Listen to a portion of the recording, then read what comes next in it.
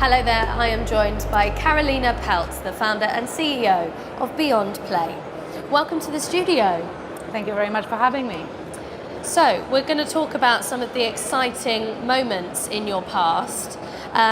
So tell us firstly about a moment when you either knew you were onto a winner or when you knew you needed to walk away from a project.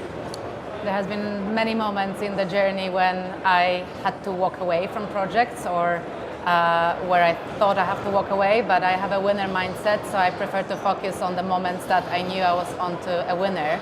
And one of those very prominent moments in our journey was when we first launched our jackpot software. This was a pivot for the company because we originally started as a multiplayer software development, and my whole vision for the company was around multiplayer. But there was a moment where opportunity came up to add additional product to our portfolio, which was slightly easier to develop and slightly easier to sell because it was already a proven concept, revenue generating for other companies and with proven demand from operators. So the moment we decided to build it, and it was quite a risk-taking moment because we were a very young company, we were a small team, and that introduced a lot of diversification of our focus, and we needed to do a lot of things at the same time. But the moment we launched that software for the first time with the first customers, that was LeoVegas at the time, it really felt like it paid off, and we knew we were onto a winner. We launched one of the biggest jackpots in the industry on day one, and it went pretty smooth sailing. Customers were happy, end users were happy, and I think it was a big realization for us then, this is going to work. This is going to work not just with this customer, but for anyone else who wants to launch jackpots, and it's going to be a big differentiator and added value to our current product proposition. So it was definitely we are onto a big winner moment. And a little bit more personal now, tell us about a moment that has really scared you on this journey. Again, I could probably talk for hours. I think the whole journey of a startup is a scary journey. So there are moments, not just monthly or daily. I think something scares you every other hour.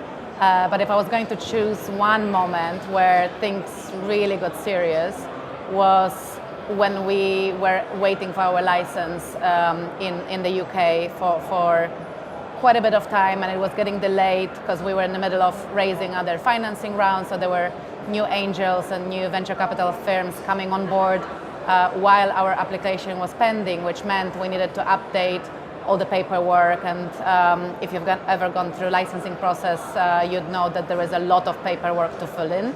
And we had deadlines. Our customers needed to migrate software by a specific date. Our product needed joint liquidity, so if one market wouldn't go live, the other market wouldn't go live, and if we didn't get that license on time, this would have had such a domino effect on the customers that we worked really, really hard to win, and then future customers who would have then not followed the suit of the ones that we've secured first. Revenue generation, cash flow, we would have to raise sooner. So it would have alternate the course of the company. It was that serious. So the days leading up to this license being granted were really, really stressful. And there were moments where I thought we might not get it because it's very, very complex licensing regime when it comes to external funding. There is a lot of KYC or source of funds investigations that is lengthy and quite time consuming. And I really thought we were going to miss that deadline. So that was scary, that was frustrating, that was terrifying. But then we managed to overcome that challenge. And I remember I was on a short holiday when the license came through, and we celebrated with the whole team on a Zoom call, on which I jumped into the pool with my phone in my hand as a way of showing the team, we're over this hump, things are going to be okay, we're going to survive. So probably that moment is something that stuck in my memory the most. And the phone, it came in the water with you? It survived, with this iPhone 14, so these days you can even dive with them, but it was just spontaneous. I didn't even think twice, even if I had to throw away the phone after. The moment of celebration was worth it. And tell us about a pivotal moment where you've had to make a decision that would massively affect the future. Well, that's going to have to be the decision about selling the company. We were acquired 2.5 years, close to 3 years after incorporation. So it's a pretty short timeline from incorporation to exit. It wasn't something that I planned. It wasn't something that I dreamt about even. So when that opportunity came up, it took a lot of deliberation and obviously impacted not just my future, but the whole company future, the whole team's future, which are important factors to consider. It's not a decision you can take in isolation. There is board, there is investors that you need to also consult. You made some promises, you told them about your vision for the company, and that exit and that change of direction wasn't part of that vision. So it takes some convincing, it takes some selling of how your vision alternated for them to support you. But I was very lucky to have a circle of people around me who were fully confident that I'm going to be able to make the best decision for everyone involved and let me take that decision on my own. So deciding to engage in the talks about being acquired this early into our operations, because mind you, at that time, we have just gone live with a few jackpot customers. We had a pretty strong pipeline of launches coming up. Our multiplayer was about to get launched with the first beta customer.